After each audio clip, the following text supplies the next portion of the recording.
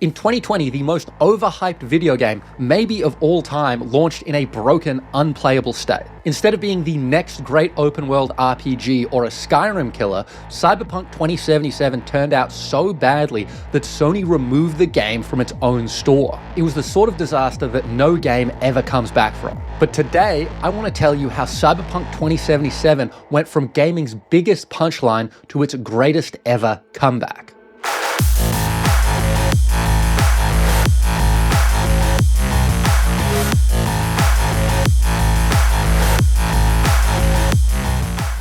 Chapter 1. The Hype Train. Cyberpunk 2077 is actually based on a tabletop game. In 1988, Mike Pondsmith created Cyberpunk 2013, a pen-and-paper RPG like Dungeons & Dragons, set in the gritty techno-future. It was inspired by Blade Runner, Neuromancer, and Akira, and had the exact high-tech, low-life style that the cyberpunk genre was famous for. Fast forward to 2012, and Pondsmith's Cyberpunk had become a cult classic. And like all cult classics, it was going to get an adaptation. CD Projekt Red, a Polish game studio, showcased their plans in January of 2013 with a now iconic cinematic trailer. There was no gameplay footage and no release date, but the hype train had officially left the station. It would turn out to take 8 years for the game to actually come out. But in the meantime, CD Projekt Red released The Witcher 3 in 2015. We don't have to go into huge detail on it here, we can save the Witcher glazing for a different video, but The Witcher 3 is not only one of the greatest games ever made, it's also one of the best-selling, and it's an RPG, so you can imagine that CDPR's very next game, also an RPG, might have people excited for it. And CDPR didn't shy away from the hype. In 2017, their official Twitter said, "Worry not. When thinking CP 2077, think nothing less than The Witcher 3. Huge single-player, open-world, story-driven RPG. No hidden catch, you get what you pay for. No BS, just honest gaming like with Wild Hunt. We leave greed to others." But it wasn't until 2018 at E3 when the public finally got their first in-engine look at Night City. Behind closed doors, press was shown a live gameplay demo, and it was received well. There was a public gameplay walkthrough too, showing off story choices, hacking, and combat. Studio members did interviews stressing their dedication to quality and immersion. Designer Miles Tost went on record to say, "You can be certain that we're not going to release a game we're not happy with." Things got even more exciting when E3 2019 rolled around. There was a new trailer, this time featuring Johnny Silverhand, who was played by Keanu Reeves, and then this happened. The feeling of being there, of walking the streets of the future, is really going to be breathtaking. You're breathtaking. You're breathtaking. You're all breathtaking. This blew up into a huge meme. It went everywhere. They even made merch out of it. It was Cyberpunk's very own organic viral moment. Everything looked like it was going perfectly, but behind the scenes, Cyberpunk's development was challenging. It was delayed 3 different times, finally settling on a December 2020 release date. Each delay was announced with yellow background statements, which eventually became memes themselves. While most fans preferred a polished game over a rushed one and trusted CDPR's "when it's ready" mantra, a vocal minority grew impatient, and some devs even received threats.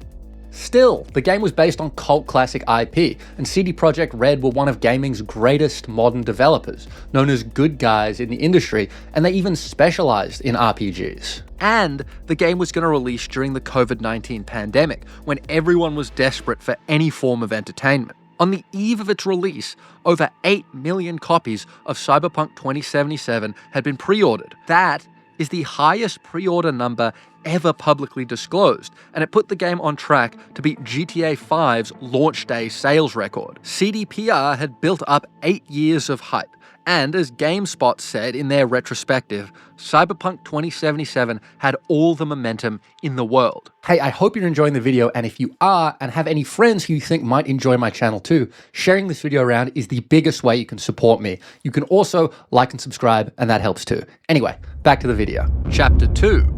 The Carnage.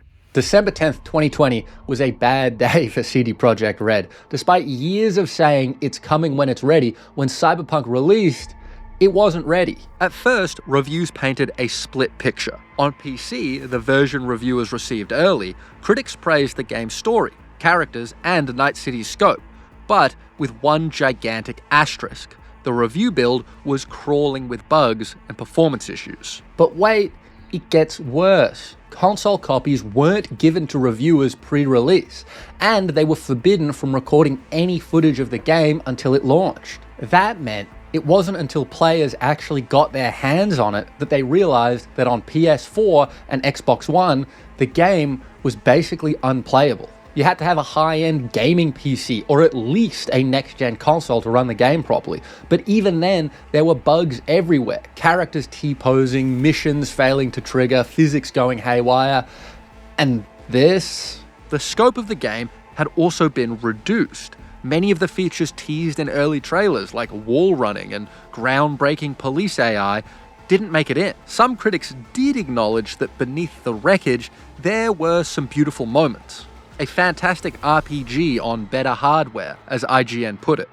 But this was drowned out by the avalanche of issues. On Metacritic, the PS4 version score plunged to the 50s, and its user score dropped to an abysmal 1.9 out of 10. Overwhelming dislike. The hashtag Cyberbug2077 trended on Twitter. And perhaps most damning, 1 week after the game came out, Sony took it off of the PlayStation Store. Sony and Microsoft also offered full refunds to any digital purchases, no questions asked. CDPR's stock price plummeted as investors panicked. Within days, multiple law firms announced class action lawsuits, and on an internal level, reports came out of intense developer crunch. Meanwhile, the broader cultural reaction was fascination. Cyberpunk's botched launch became front-page tech news, spawning think pieces on hype culture. It was such a mess that government consumer protection agencies started their own investigations. In short, the launch was totally fricked. CDPR had either lied to everyone or was somehow unaware that their game basically didn't run properly. The phrase launched upside down and on fire comes to mind. Chapter 3: The Climb. Confronted with an onslaught of backlash, CD Projekt Red entered full damage control. They released an official apology and offered refunds to anyone and everyone who was unhappy. Marcin Iwinski, the studio's co-founder, was forced to release a video statement on January 13th, 2021. He asked fans not to blame the dev teams, and the leadership, himself included, took full responsibility. He also put out a roadmap showing plans to fix the game over the coming year. And after that, they knuckled down. For the next 2 full years, CD Projekt Red just focused on fixing the game. It all started with patch 1.1, which was hustled out in less than a month, with the sole purpose of making the game crash less often. Kinda important. Patch 1.2 took more time, but was massive, with over 500 fixes and a ridiculous-looking changelog. It totally reworked the police system. Teleporting police officers had been a big problem in the 1.0 version. Alright guys, today we're doing the Cyberpunk police death speedrun. We're gonna see how fast they can teleport behind me and kill me. This is not good. Please like and sub and share, and make sure you follow me on Twitter and Twitch and Instagram. It also fixed the terrible floaty driving mechanics, removed heaps of quest glitches, and started chipping away at improving the FPS. But it wasn't until February of 2022, more than a year after the release, that Cyberpunk had its first major win. Patch 1.5 was called the Next Gen update.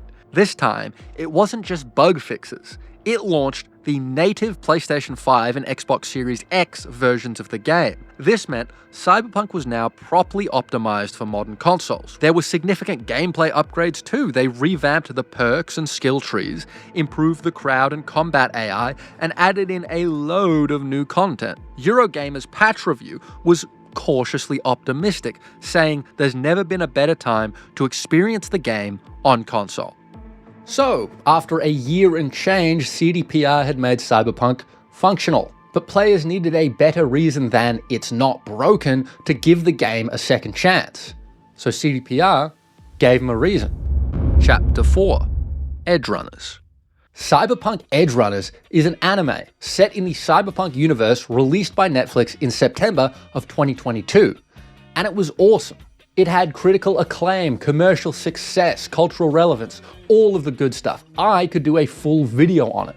But its relevance to today's story is that it reintroduced millions of people to Night City. Over 1 million people played Cyberpunk each day for a week after the anime's debut. CDPR was ready with a tie-in update. They added content like Rebecca's shotgun and jacket, and an Edgerunners themed mission. Players were welcomed back to Night City in a thoughtful and meaningful way. And those players, either fresh or returning, found the game in a good state. Steam reviews had turned from mixed to mostly positive as of mid-2022. GameSpot said, Cyberpunk 2077 has redeemed itself and is better than ever. And CDPR wasn't done just yet. Chapter 5, Phantom Liberty. Cyberpunk was in a good place now, and even though the game was stable, respected, and actually selling pretty well, there was still a bit of a stigma around it. It's hard to overstate just how badly the launch went, and even years of updates and a successful tie-in hadn't fully cleansed the bad vibes. But CDPR had one move left. In September of 2023, they released a massive expansion pack called Phantom Liberty, and a full free overhaul to the base game called Update 2.0. This was essentially a soft relaunch, an opportunity for Cyberpunk to reintroduce itself to the public as the fully formed product it was always intended to be. The Phantom Liberty DLC added a new spy thriller storyline, featuring acting from Idris Elba and an entirely new district of Night City called Dogtown. Update 2.0 redesigned gameplay mechanics top to bottom. One major highlight was the introduction of vehicle combat, alongside a GTA-style wanted system. These were things that players had been asking for since before the game originally launched. It was like a 1-2 punch. Update 2.0 fundamentally improved the game on a systems level, and Phantom Liberty brought in a boatload of new content to take advantage of those improvements. PC World even suggested the game was easily 3 generations ahead of the entire industry. This level of glazing was done by everyone: IGN, GameSpot, Eurogamer, Forbes. Phantom Liberty was universally acclaimed, and importantly, the launch went by without any technical difficulties. It also sold well, with over 8 million copies of the expansion sold by late 2024.